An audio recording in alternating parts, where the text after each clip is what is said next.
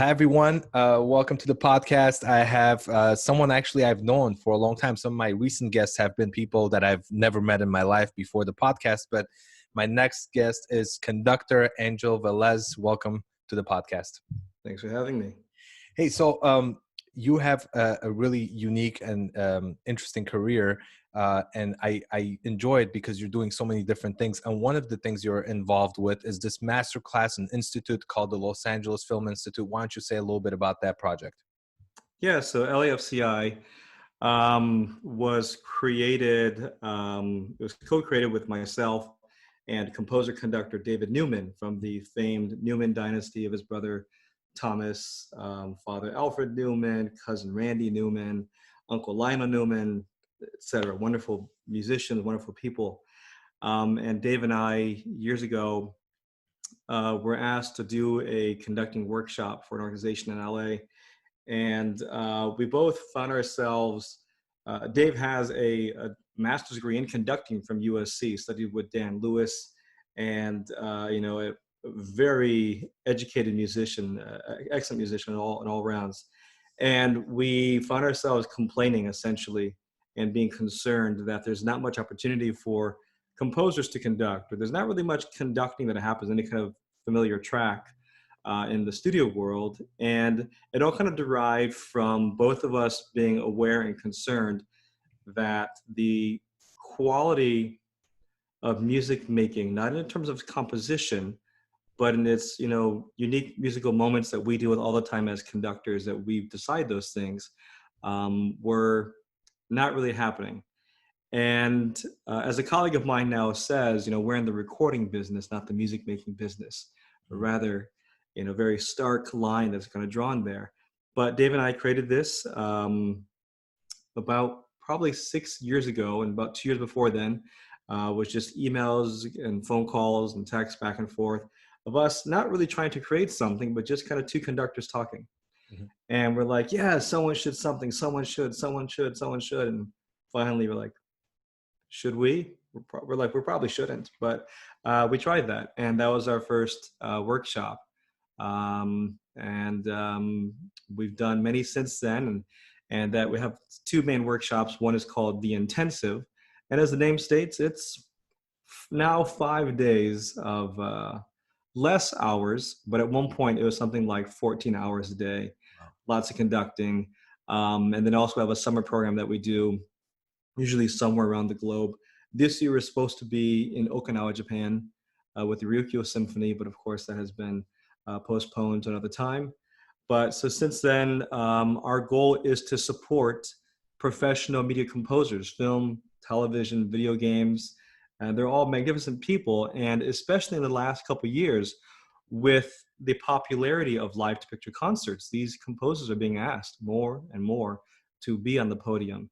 And I've taught a lot of composers privately in conducting, but this organization that Dave and I started, Dave's schedule is just absolutely insane. So he's not always able to be involved, but the wonderful people from, William Ross, who recently co-conducted The Last Jedi, and The Rise of Skywalker, as the last one, from Conrad Pope to the legendary Jorge Mester, Emily Bernstein, who does our body movement stuff, and that was by my late teacher Don Tallene, who really at his age of 80 something at the time really instilled the idea that body movement, and that was a huge force for me. And her father, Elmer Bernstein, the famed composer, Magnificent Seven, Ghostbusters, To Kill a Mockingbird, etc. And now she used to be his orchestrator a long time ago, but now is currently a Pilates instructor. And so all these worlds kind of came crashing together and unintentionally building on to another workshop. And I honestly, every time we've done a workshop, I have sincerely said, I'm never doing another one. Seriously. One, it's just so expensive, it's time consuming. You as a conductor, we have to wear many hats. Many times it's administrator. Yeah. Many times it's, cheerleader, it's psychologist, whatever it is. And it's a lot of work, but seeing how it has impacted our participants, people who now conduct their own stuff, and They do stuff. We're even trying to change the way, all of this Dave and I were trying to do was to go back to the golden age of recording when his father, Alfred Newman, or Max Steiner, or Eric Korngold, when they came to the US, kind of that golden age when everyone had their own orchestra. There's the NBC orchestra, there's the MGM orchestra, there's whatever. And it was all the best players in town.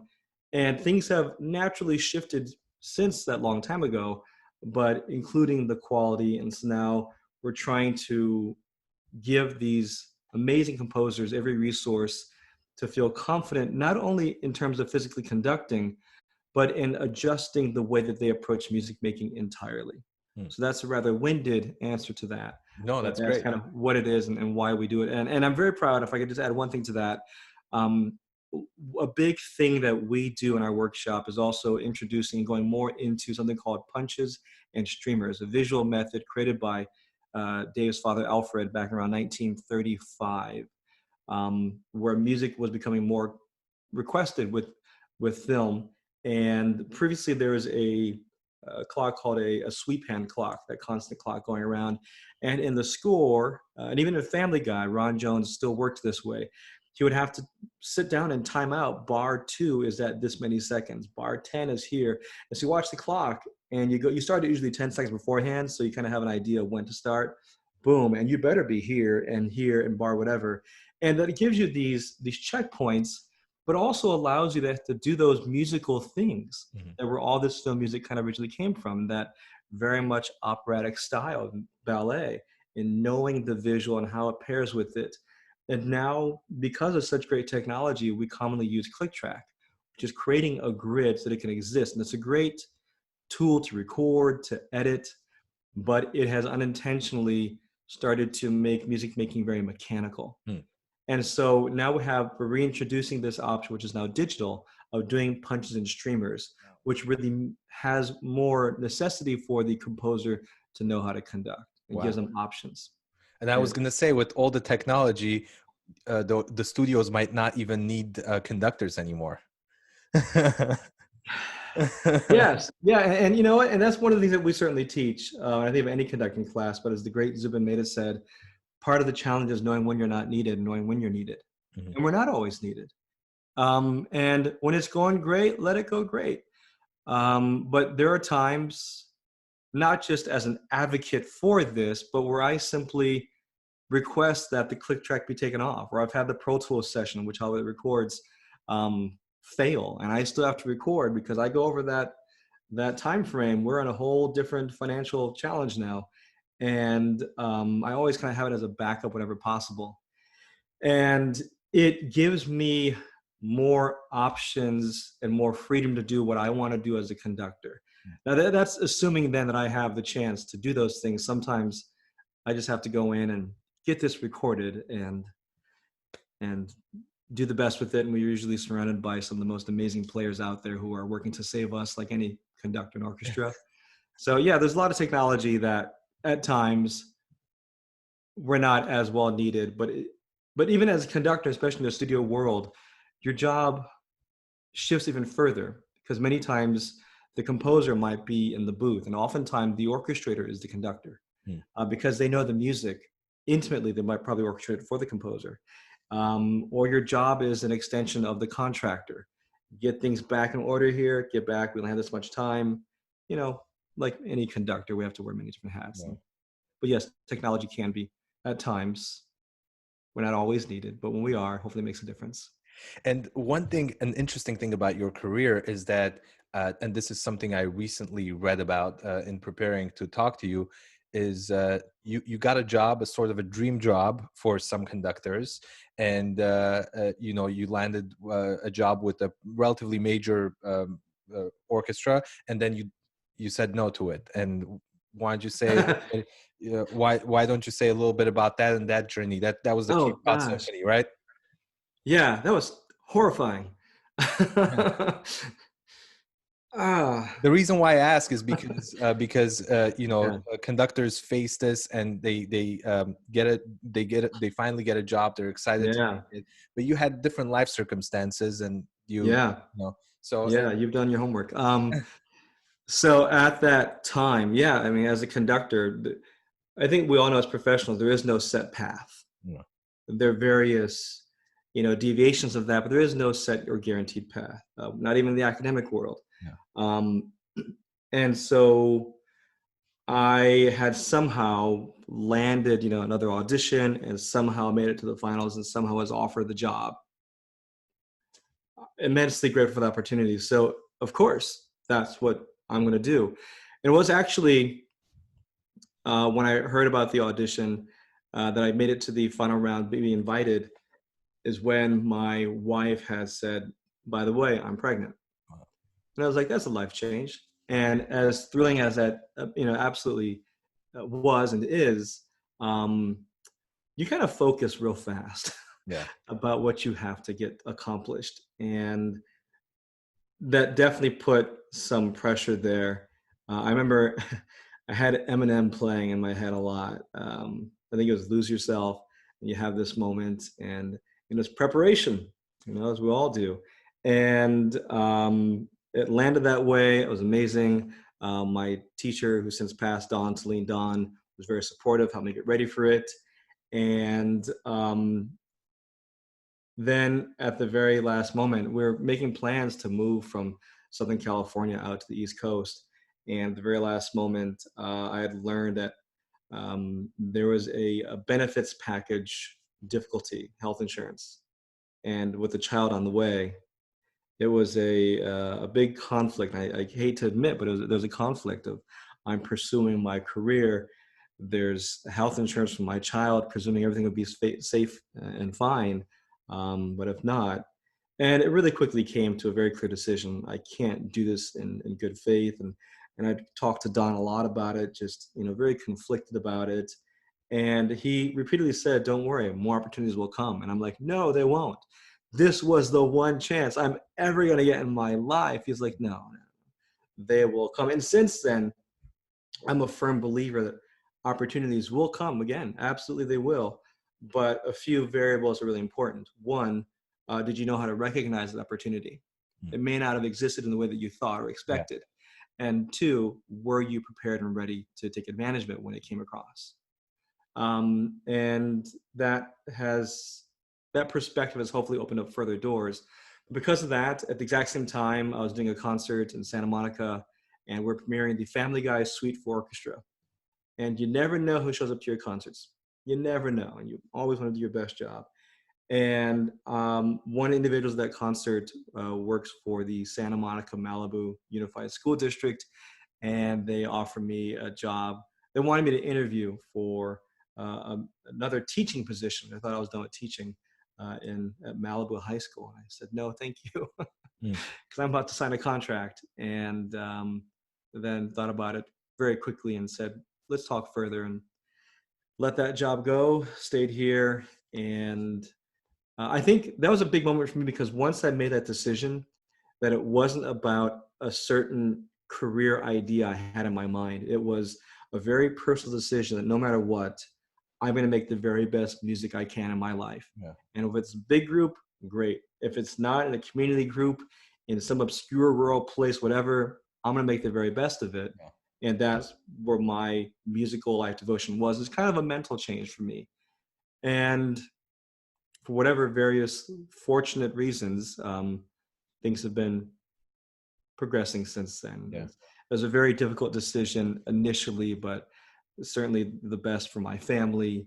And it turns out it's pretty good for my career too. Yeah. And I always ask about a life-changing moment and advice to young musicians, but you covered both of those in just this answer. So it's great. Well, you mentioned Eminem, and I have to ask, other than film music, other than orchestral classical music, what do you listen to? What's on your phone or your... That's such an unfair answer I have to give, because my head is always, I have a whole bunch of playlists on my phone, and whatever project I'm working on, getting closer to, that's what I'm listening to exclusively. So, so right now I'm listening to a tremendous amount of salsa music, a lot of Latin music. I can't go into much detail yet of why, but I'm just listening to lots and lots of salsa music. But when like I'm out for a walk or something. I've been listening to some Eddie Vedder and Pearl Jam lately. Um, Gosh, anything. I really appreciate my shuffle being on and just coming up with something next. It might be a Brian Tyler score for some action film, or it might be, something from John Williams or a country thing that comes on. I don't know. I mean, I'm definitely a person that has a hard time listening to music for pleasure because my head just starts analyzing it, and I'm like, well, they missed that downbeat or whatever, or I could have done better with it. Um, but when I space out, when I go for drives, I listen to a lot of Eddie Vedder and Pearl Jam. That's my answer. Okay. Yeah. And you mentioned Don a few times, and I had the opportunity to work with him a number of times, both at a masterclass in 2010 in Yakima, but also when I was doing my doctoral work here at University of Washington, he came and did masterclasses, and I had a chance to work with him. Also saw him numerous times at the Seattle Symphony rehearsals he would attend. So, amazing thing, and I'm sure you already know, but in some ways, I almost feel like you're his favorite student because he mentioned you so many times. He was so proud of you. And the few times I said, oh, I lived in LA. He's like, oh, well, you definitely know Angel Velez. He does so many wonderful things there. One of my favorite, musicians. And he spoke very highly of you. I don't know. I mean, I'm sure you know that. But what do mentors mean to us? And what did Don specifically mean to you? Oh, man. This is that Oprah moment of the interview where I get emotional. Geez. Yeah, Don was a very influential person in my career. I getting into conducting a long time ago, I had done it for all the wrong reasons. It was for attention, for hopes of money, accolades, whatever. And in Chicago, I had met with a very well-known international conductor. And he, aside from offering me my first chance to smoke a cigar with him, which I turned down, and I was like, I shouldn't have. That'd have been cool. But he also said just some general nice advice of be good to people, don't expect anything from anyone. Should people come into your life and help you, be extremely grateful, pass it on, do it to others, but you don't have to expect anything from anyone. And that kind of guided me a little bit, and not to be jaded, but to kind of really look out for myself. And that should someone come into my life that could play that role, then I would, very openly embrace it. I know some people really go very actively searching for a mentor. I was never good at that. And I think probably best for them because I probably would not have been a very good student at that time. But Don, when I met Don at Yakima for that first time, I remember telling him something. He was referencing something, and I knew I should know this, and I didn't. And I don't know what it was, but Don seemed kind of, in his very authoritative way, of nurturing. And I, Maestro Tulin, I apologize. I'm sure I prefaced it like I know I should know this, but I don't. And I'm waiting for like this backlash of how did you get into our program, whatever. And he was so kind. And he simply said, that's okay. You're here. I'll show you. And my head just kind of exploded for a second because this backhand, embarrassing moment didn't happen. And it was so genteel and it was so nurturing. And that then opened the door to ask him another question. And I think ego just left me. And I was just this hungry student at the in front of a really amazing pedagogue, a great teacher. And Don had introduced the idea of physicality and how it matters. I mean, a tremendous amount of my like conducting books back there are all like body movement, kinesiology, physiology, Pilates books, how it all works, how we're all essentially dancers that don't know how to dance very well. And Don really introduced that to me. He was probably just turned 80. And I remember we were doing what must have been like a watered down version of yoga on a hotel towel on this hard floor. And he was all about it. And it just made me hungrier. And Don also knew, I remember there's one lesson where, gosh, I remember we were studying a Haydn symphony, and I told him, you know, if I'm just talking too much, whatever, so just tell me to shut up. And I just kept talking more and more. And he said, Angel, I said, yeah, shut up. I said, okay. And I don't know. I was nervous and excited and fearful and brave and all those emotions. And so many moments like that I think as a conductor, as a student of conducting, I finally, again, let go of all ego and pretentiousness. And I just was a student, and I loved it. And it since has just fueled my endeavor to learn as much as I can. And to be like that, to be that knowledgeable and that open and willing to share. And man, Don had such an amazing impact. Ken Kiesler, who I studied with privately for quite some time, another amazing teacher, such influence, just shifted the way that I prepare, completely shifted the way that I approach being ready to get onto the podium. All kinds of people like that, you know, learning in the studio environment. Andre Previn has a wonderful book, which title I forget, that said he really learned by just working the studios. And I was fortunate to somehow not be repeatedly fired, and taking those chances and making so many mistakes, and having various people in my life and career be forgiving and kind. But hope that answers a bit of the question. Yeah.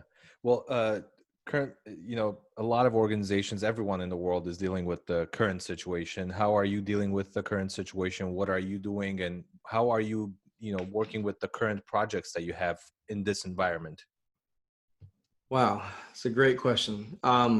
I think aside from doing some, you know, online teaching like a lot of us are doing, you know, being creative and having those outlets is very difficult.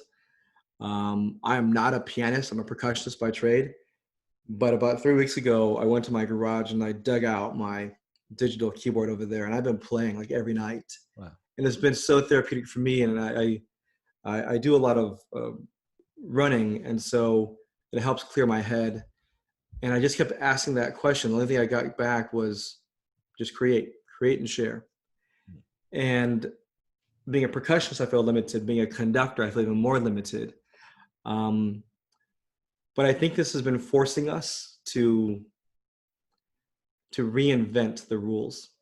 I think that's the very first rule, is that everything is on the table. And I'm hoping to announce publicly next week a solution that I'm working on. Okay. That can make live performances still exist, abiding by the various guidelines to ensure that we're all safe.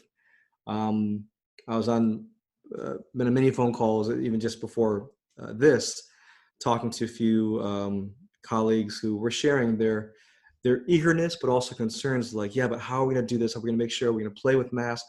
Are we going to, like, yeah, and we're all valid. Some feeling that, no, this is too soon for me. I don't want to, I can't guarantee I'm in a safe environment, even though I know I'm in with my trusted friend or my trusted colleague.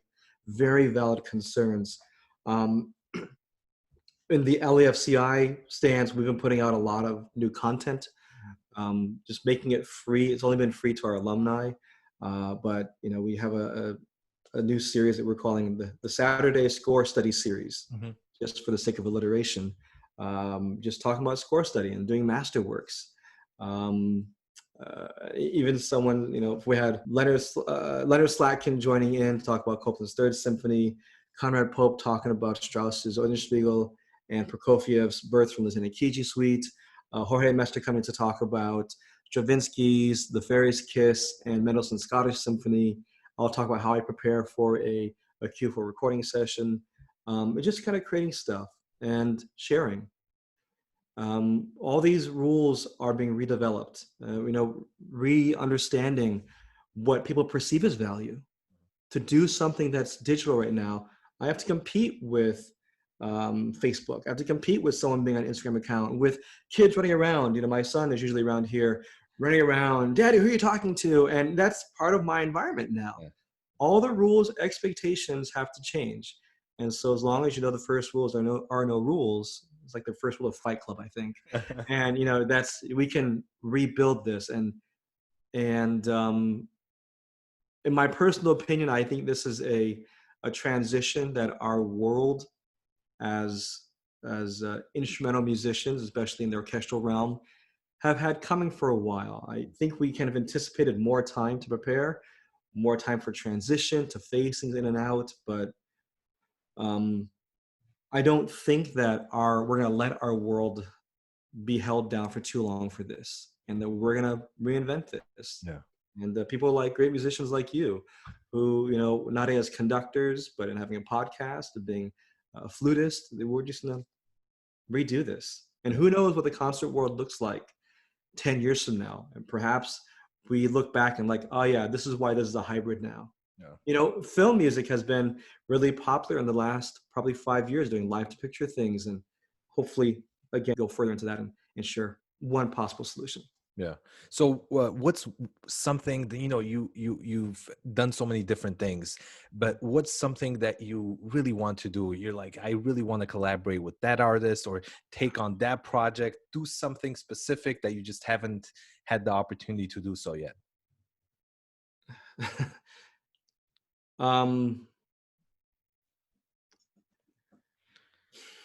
There was an opportunity a couple of years ago.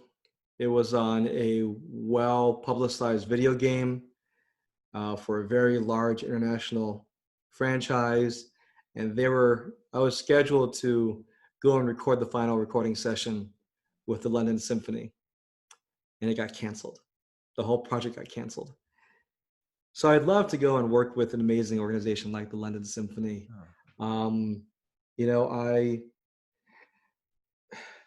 Anything, man. Any artist is great. I think that I've been very fortunate to work with different individuals of different, recognition. But it never dawns on me until like the week after we're done. Maybe because, we're just trying to solve every possible new problem. And that is a great equalizer. It is a great equalizer because like your Oscar or your Emmy doesn't matter to anyone. It's why are you late for this meeting? How are we solving this? Why are you returning calls? Why am I, me, everything. And then as long as it goes well, then it's great. My job, I just want to be a working musician, and especially in the studio environment, I recognize that I am a very small potato amidst a field of amazing, incredible, legendary musicians who we're all trying to continue to work. Yeah, you know what? My answer is going to be London Symphony and anyone. I just want to create. That's it. Well, couple more questions. What are you doing outside of music? We all this talk about music, and you mentioned a couple of things. What else do you do? I like to surf. Uh-huh. I haven't been out in a while. I've kind of lost my confidence. I had a very bad experience earlier this year that made me appreciate life even more. So normally I'd be out surfing, and I live very close to the water. So normally I do that. Being dad, that's it. I have a 5-year-old little boy, being a parent. Right. And for anyone who has children, especially young children, as much as I want to like reference, like I was really just like scouring my brain of like, what do I do? I was like, Dad, I monitor Paw Patrol. I make sure he's eating. I cook. I'm constantly vacuuming. All those things, just being a parent. That's it. And now being like at-home teacher to my son too. Yeah. Well, you've given some advice throughout your answers, but advice to young musicians starting and struggling with a music career, what advice would you give them?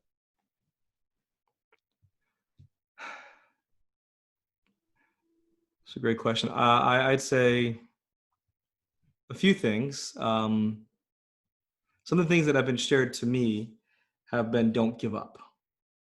And I think that any industry has a natural filter process. And when things get hard, it is understandable to want to stop that. And perhaps being musicians, we have this desire, this hunger, both in a positive and negative sense when we go hungry, that we want to just do music for whatever reason that we just feel so compelled to do so. Just keep doing it. If your beacon, if your goal is to create music, you're going to do well. You will arrive. It may not be in the version that you had first thought of, but you will. And you will evolve and it will change. And you will too. If your goal is purely financial or some sort of clearly defined success, your pathway, I think, will naturally encounter more roadblocks. Namely because it didn't happen the way that you thought it would, or on the timeline you thought it would. A big one is, and I mean this with great sincerity, be kind to people. Be someone that people enjoy working with. You know, making mistakes in a recording session happens. They don't make as many. They're, amazing musicians. But especially with something like the Hollywood Studio Symphony, it's just a moniker.